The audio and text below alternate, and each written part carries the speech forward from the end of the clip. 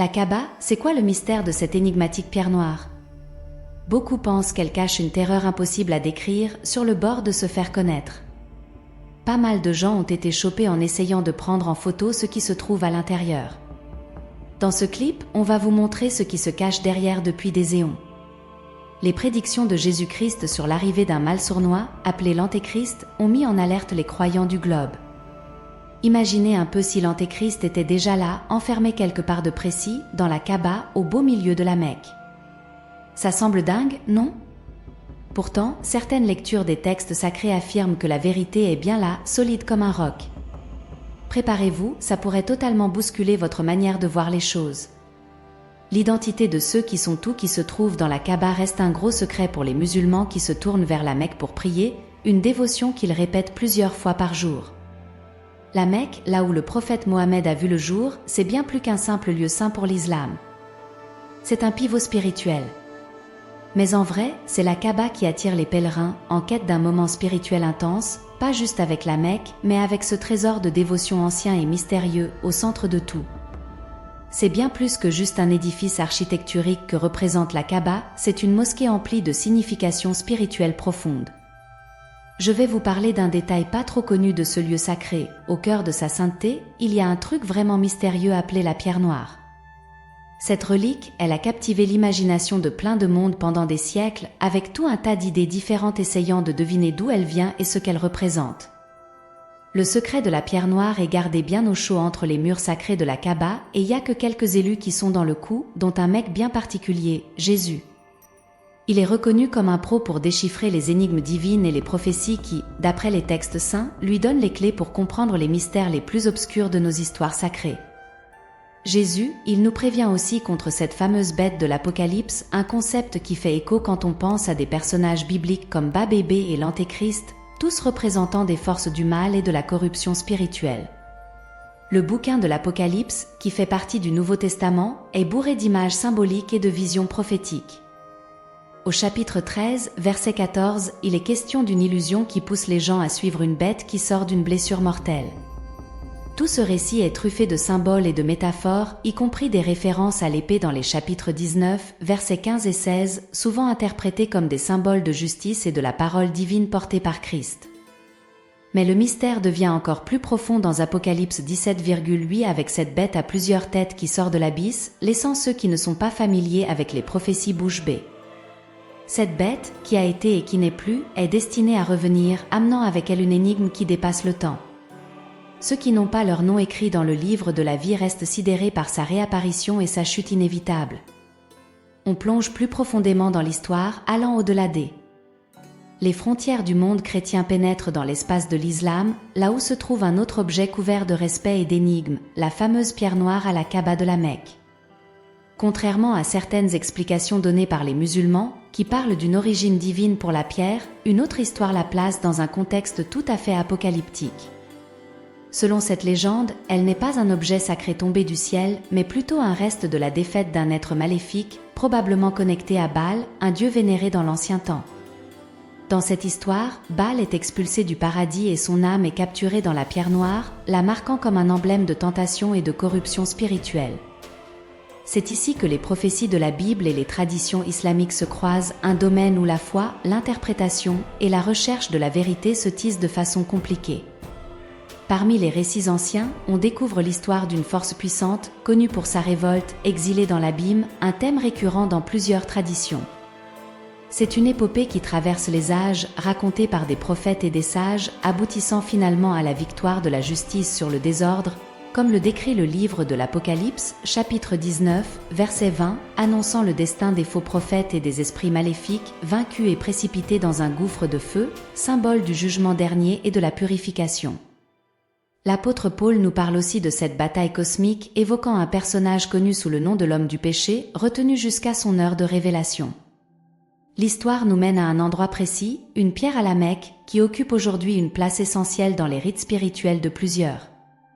Néanmoins, en grattant le vernis de l'histoire, on découvre que cet endroit était jadis un carrefour pour les anciens, où des temples païens se dressaient et où l'on priait des divinités fabriquées par l'homme.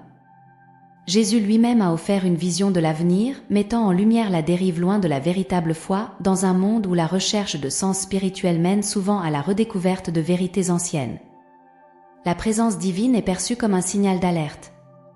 Quand l'Esprit Saint n'est pas là, des forces maléfiques et des esprits malfaisants, dirigés par une entité apocalyptique, l'incarnation du mal lui-même, associée à l'ancien dieu Baal de Babylone, sont évoqués ici comme la figure décrite dans le Coran, domine la situation. Dans ce contexte, c'est un véritable appel à se mobiliser, comme l'a signalé Jésus dans l'Apocalypse 17. À travers ses paraboles, il a parlé du royaume des cieux en prenant l'exemple d'un champ où des graines sont semées, mais un ennemi malin y mêle des mauvaises herbes parmi le blé. Au début, cela a semé la confusion parmi les disciples, mais Jésus leur a apporté des précisions, leur disant que les bonnes graines symbolisent les enfants du royaume, tandis que les mauvaises herbes sont les enfants du malin, l'œuvre de Satan. Le temps de la moisson, qui représente la fin des temps, verra les anges agir en tant que moissonneurs, distinguant les vertueux des pécheurs. Les mauvaises herbes, qui incarnent le mal, seront rassemblées pour être détruites, alors que le blé, représentant les justes, sera conservé dans le grenier céleste. Jésus a mis en lumière des éléments qui méritent une attention toute particulière, révélant l'identité de l'adversaire, mentionné de différentes façons dans les Écritures, comme la petite corne de Daniel, le prince à venir associé à Baal est décrit comme le grand lion. Cette entité est aussi identifiée comme la bête de l'Apocalypse et l'homme de l'iniquité. Jésus nous avertit au sujet de l'Antéchrist, un esprit qui lui est directement opposé, cherchant à altérer l'essence même de son sacrifice rédempteur. Dans le cadre islamique, cette figure est également mentionnée dans le Coran, interprétée comme l'incarnation de cet esprit antagoniste, un avatar de l'Antéchrist. L'invitation est de ne pas céder à la peur, car Jésus promet une fin où la justice triomphera. À la fin des temps, les anges serviront de séparateurs divins, distinguant les justes des maléfiques. Le livre de l'Apocalypse, de manière énigmatique et captivante, met en scène deux entités néfastes, la bête, symbole de l'Antéchrist, et le faux prophète qui soutient et propage les mensonges de l'Antéchrist. Ensemble, ils forment une alliance impie qui cherche à imiter la sainteté de la Trinité. Le terme est antique dans le grec ancien. L'Antéchrist, c'est pas juste un ennemi du Christ, mais il peut aussi se faire passer pour un genre de remplaçant, une copie qui vaut rien. Mais, faut pas paniquer, parce que Dieu a déjà promis de mettre à l'abri ce qu'il veut garder sûr, juste au moment où le boss du ciel débarque. Ça va se passer d'une manière trop intense, avec le signal du top chef, la voix de l'archange et le coup de trompette de ouf. Les fidèles qui ont passé l'arme à gauche reviendront à la vie en premier, ensuite ceux qui sont encore là monteront dans les nuages pour chiller avec le Seigneur, pour toujours. Par contre, contrairement aux histoires qu'on raconte, il n'y aura pas de deuxième round pour ceux qui restent en bas, d'après ce que Jésus a dit dans l'Apocalypse. Les noms qui sont pas dans le carnet de Baal de l'agneau, ils peuvent dire adieu au paradis. Le moment décisif est juste là, devant nous, et il faut être aux aguets pour capter ce qui se passe, surtout avec ce qui est écrit dans l'Apocalypse, chapitres 13 et 17. Jésus a balancé que tous ceux qui sont pas dans le livre vont qui faire la bête. C'est répété au chapitre 17, histoire de bien faire flipper ceux qui sont pas listés. Se faire sauver, c'est grâce à ce que Jésus a fait pour nous, point barre. Tout ce qui dit le contraire, c'est du vent qui essaie de nous embrouiller sur ce que Jésus représente vraiment. Le Coran, par exemple, il raconte pas l'histoire comme la Bible, qui elle met Jésus sur un piédestal, fils de Dieu, celui qui plaide pour nous, le Sauveur, le mec qui a vaincu la mort. La Bible dit que Jésus a réalisé 351 prophéties de l'Ancien Testament, et c'est pas juste un hasard. Ça prouve bien qui il était, pourquoi il est venu. Faut vraiment faire la différence entre ce portrait-là et tout ce qui essaie de déformer le message. En matière de repères, quand on regarde le dôme du rocher à Jérusalem, avec son toit en or et ses murs bleus qui pètent, ça marque le paysage et ça rappelle les traditions. L'endroit est vu comme le point de départ du voyage nocturne de Mohammed vers le ciel, un moment clé pour les musulmans.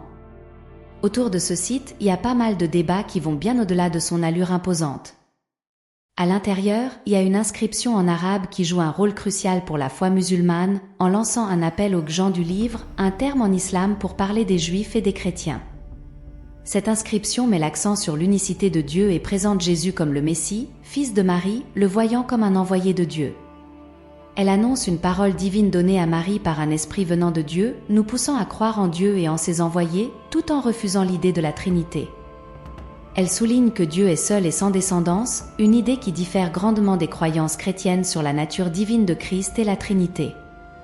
Dans le christianisme, ne pas respecter la divinité de Christ ou la Trinité est vu comme une grave erreur, parfois vu comme l'influence d'un mauvais esprit. Cette vision est appuyée par la Bible, comme dans Matthieu 24h1, où Jésus annonce la destruction du temple de Jérusalem, montrant le rejet des enseignements pas alignés sur la vérité divine. Pour beaucoup de chrétiens, ça symbolise aussi l'espoir du retour de Christ et le jugement des faux messagers, renforçant la croyance en son retour imminent et en la justification de la vraie foi. Prophétie 2024, je m'adresse à toi, Vierge Marie, avec un cœur plein d'amour et de dévotion. Toi qui es la mère de notre Sauveur, Jésus-Christ, tu illumines notre chemin et nous guides au quotidien.